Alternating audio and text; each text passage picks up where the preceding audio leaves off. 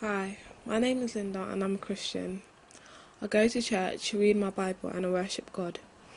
And this presentation is about how popular culture and religion forms a part of my identity and helps me become my ideal self.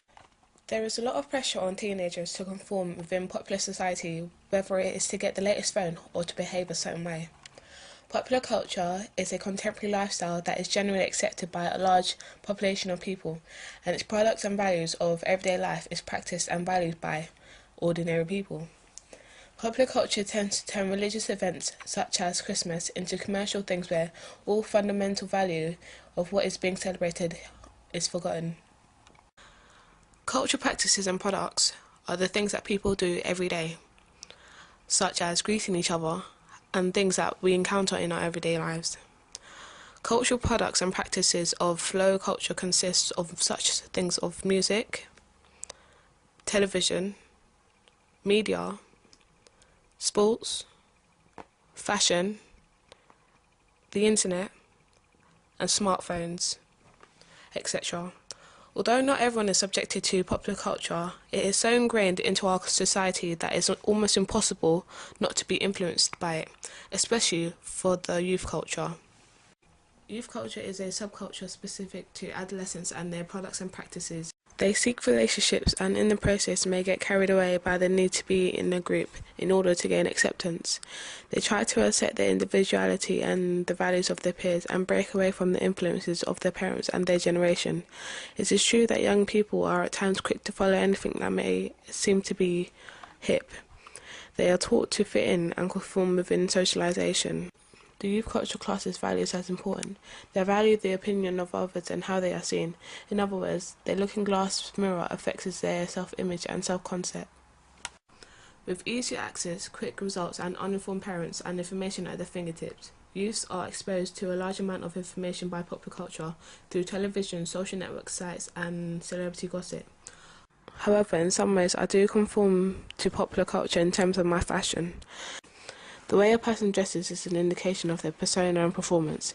These are both aspects of Goffman's self-presentation theory called life as a drama, which consists of personal style, persona, performance, stage, role, and team. Goffman proposed that if persona is the various masks we wear, then performance is the way you wear it.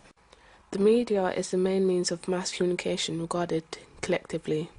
The media, which has a huge influence on mass culture, has such a tight grip on people and are able to shape their opinions of Christians. Christians are stereotyped so much. For example, on a Sunday, Songs of Praises shown on BBC One encourages the ideology that Christianity and going to church is boring to become dominant.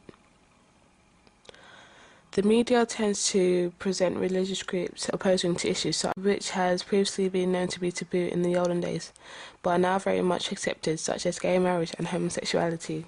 While not all Christians are opposed to such issues, as it is presented in the media. This oppositional image can definitely be a turn-off to those who do not believe in religion, especially to those who are heterosexual and who support equality. Person who goes to church all the time, always reading quotes from the Bible. They dress, their dress sense as well is quite covered. I see Christianity as false in the media. I rarely see Christianity in the media, and if I do see it, it's always portrayed as something bizarre, like we just believe in something really weird, like we don't see God, but we believe in Him. So we're portrayed as really dumb.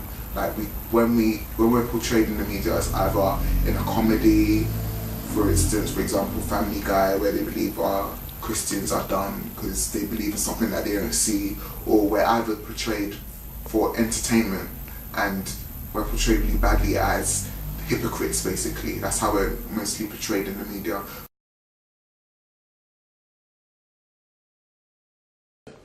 I've only seen one, and that's Word for You Today. None.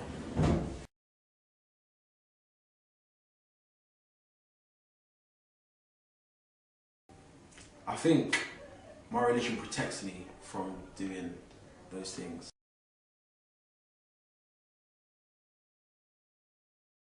I get silence, and then they start to question me, like trying to trip me up and say like, they try to prove something like, oh, okay, so you say you're Christian, okay, what do you think about gay people? Some people are surprised, I guess, because I don't look like a Christian, or the way I dress isn't like a Christian. I don't have like a long skirt or like a kind of jacket or my hair in a certain way.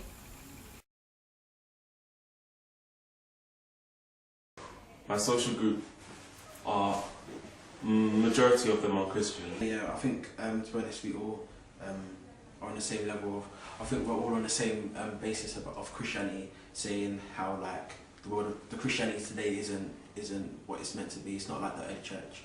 So yeah, I think we're all on the same basis. Christianity is losing its value. It's seen as high culture, so young people don't value it as much as adults. They refer to it as boring and outdated. So churches are forced to modernise the beliefs and values of Christianity to attract believers who feel reluctant towards church. So you see, churches are obligated to find new ways to attract people and break into popular culture of today. Postmodernists such as Lyotard propose that grand narratives such as religions are very credible.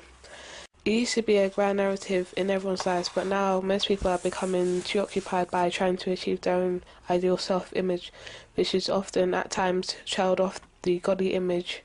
Secularization is a transformation of a society with religious values to a society with non-religious values.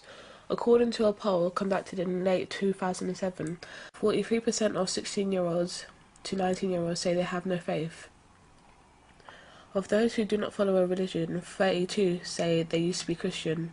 Among those with a religion, 49% say they try to practice religion a great deal or a fair amount in everyday life, though a similar proportion say that they don't practice religion very much, if at all. Teenagers even say family, friends, money, music, and even reality shows are more important than religion. Most people tend to indulge themselves in the way of life, to stay in big houses, to drive bigger cars, as it is an indication of social status. People tend to jump into the social norms because they feel they are abnormal if they are not behaving the normal way.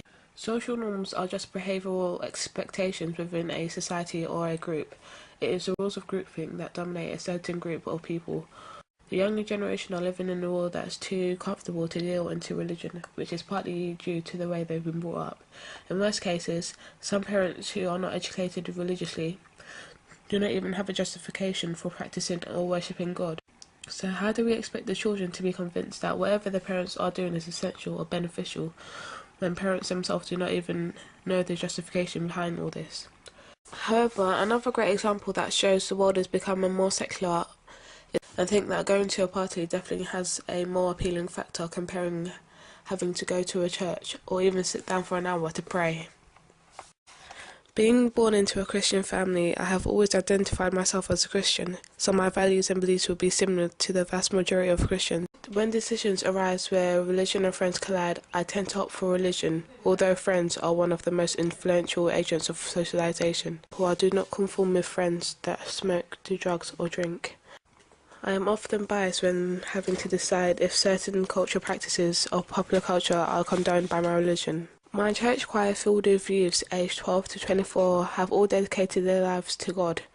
Being teenagers ourselves, we use our knowledge of what the young culture today believe is boring about church and use it as a way to encourage more youths to go to church. Christianity has moved with times. We keep the same godly morals, but we make Sunday services more entertaining and lively and seek ways to respond through new forms of worship along with traditional ones.